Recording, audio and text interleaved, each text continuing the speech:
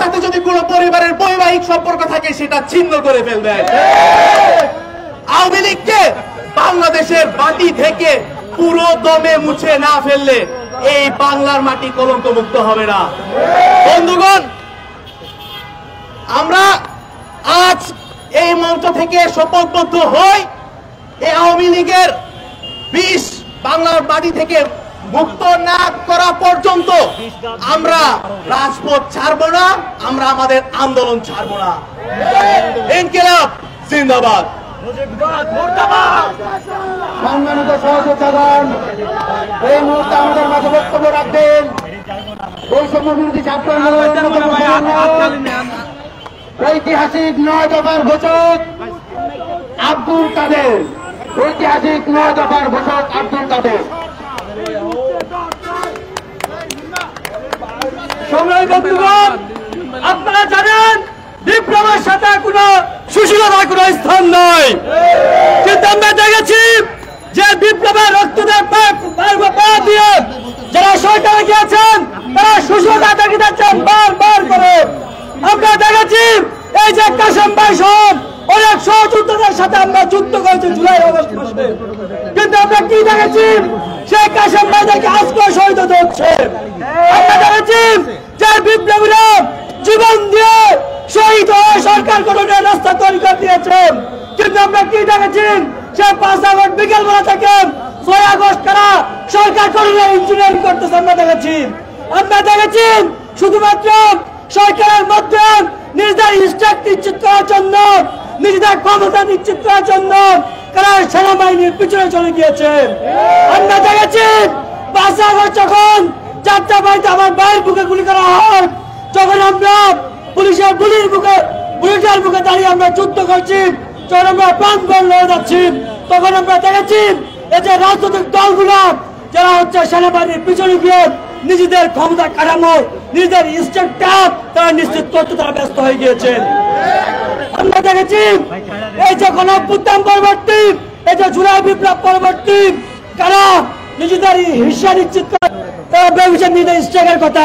যার পরিণতি আমরা কি দেখেছি, অনেকে চায় না ইন্টারিম গভর্নমেন্ট সফল হোক, সফলভাবে রান করুক। যার পরিণতি কি হচ্ছে, যার পরিণতি কাশেম ভাইরা 5 মাস পরে শহীদ হতে হচ্ছে, আমরা শহীদ হতে হচ্ছি। ধন্যবাদ সবাইকে। ওই দিল্লি না ঢাকা, দিল্লি না ঢাকা, আপোষ না সংগ্রাম, দালালি না রাজপথ, দিয়েছি তো রক্ত,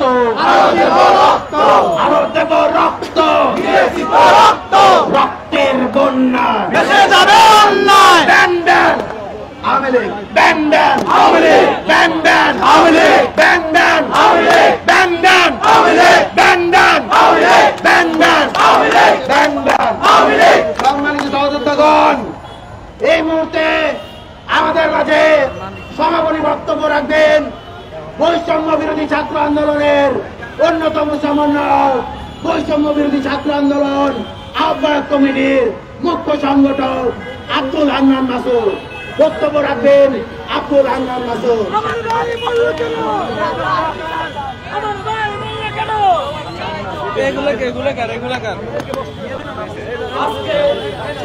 আবুল কাশেমকে সামনে রেখে গণঅভ্যুত্থানের 6 মাস পরে আমাদেরকে আবারও কঠিন মিছিল করতে হচ্ছে। গণঅভ্যুত্থানের 6 মাস পরে অভ্যুত্থানের সরকার ক্ষমতায় থাকা সত্ত্বেও যেভাবে আমরা 5 আগস্টের পূর্বে ইউনিভার্সিটির সামনে থেকে কঠিন মিছিল হতে দেখেছি, যেভাবে আমরা বলের কানে ভাইয়ের লাভ দেখেছি, সেভাবেই আমরা দেখছি আজকেও আমাদেরকে কঠিন মিছিল করতে হচ্ছে। আবার এই কঠিন মিছিলে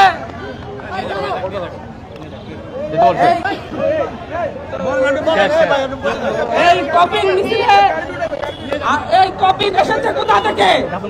আবার আওয়ামী সন্ত্রাসীদের হামলায় আমাদের আরেকজন সহযোদ্ধাকে নিহত হয়েছে। গণঅভ্যুত্থানের 6 মাস পরে যখন আমাদের ভাইকে এদেরকে আবারও হত্যা করা হয়, তখন আমরা বলতে বাধ্য হচ্ছি ইন্টারিম কি করে। ইন্টারিম কি করে যখন আমার ভাইদের রক্ত ঝরে রাজপথে? আওয়ামী লীগকে 5ই আগস্ট এদেশের মানুষ নিষিদ্ধ ঘোষণা করেছে। আওয়ামী লীগকে 5ই আগস্ট এদেশের মানুষ নিষিদ্ধ করেছে। ইন্টারিম গভর্নমেন্টকে অতি দ্রুত আইনগতভাবে আওয়ামী লীগকে নিষিদ্ধ করতে হবে। আওয়ামী লীগ বাংলাদেশের কোন বৈধ রাজনৈতিক সংগঠন নয়। আওয়ামী লীগ জন্ম থেকেই দিল্লির এজেন্ডা বাস্তবায়নের জন্য এই দেশকে শাসন হিন্দিবাদী ভারতবাদী কোন সংগঠনের রাজনীতি বাংলাদেশে হবে না। যে সকল সুশীলেরা, যে সকল রাজনৈতিক সংগঠনগুলো এখনো আওয়ামী লীগের রাজনীতির পক্ষে কথা বলছে, তাদেরকে আমরা সাবধান করে বলতে দিতে চাচ্ছি, আপনারা মনে করবেন না আমরা রাজপথ ছেড়ে দিয়েছি।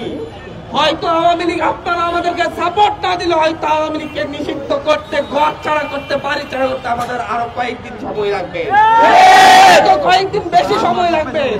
কিন্তু এই লড়াইয়ে, আওয়ামী লীগকে নিষিদ্ধ করার লড়াইয়ে সেই সকল সুশীল কিংবা রাজনৈতিক গোষ্ঠীকে বলছি, আপনারা আমাদের মুখোমুখি দাঁড়াবেন না। আপনারা মুখোমুখি দাঁড়ালে আওয়ামী লীগ যেভাবে বানের স্রোতে ভেসে গিয়েছে, আপনারা ভেসে যেতে বাধ্য হবে। শাহবাগে দাঁড়ানো তরুণদের চোখের ভাষা বুঝুন, তাদের চোখের ভাষা বুঝুন। আওয়ামী লীগ এই বাংলাদেশে আর রাজনীতি করতে পারবে না, পারবে না, পারবে না। আপনারা সেই জেনারেশনরা চাইলেই, যারা আওয়ামী লীগকে পাশে বসিয়ে রাজনীতি করেছেন, আপনারা চাইলেও এই প্রজন্ম তাদেরকে মেনে নিবে না, নিবে না। আমরা বলছি, আওয়ামী লীগ এই প্রজন্মের সাথে, ভুল প্রজন্মের সাথে লড়াই করেছে। তাদের অবস্থা দেখুন, তারা বানের সাথে বেশি গিয়েছে। অন্যান্য গোষ্ঠীকেও বলবো, আপনারা একইভাবে আওয়ামী লীগের মতো তারুণ্যকে উপেক্ষা করবেন না। তারুণ্য